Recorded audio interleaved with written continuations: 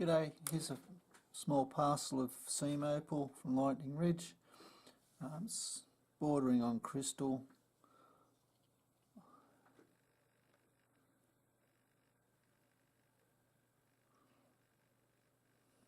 Quite a large seam there. This piece looks like it's been rubbed perhaps. I think it has. Yeah, yes, it's been rubbed. Still ready to make a doublet if you wanted to, or you could cut it the way it is and make it a double-sided cabochon.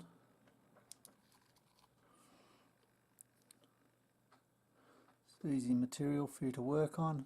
You can see what you've got, where you're going. Hope you've enjoyed. Cheers.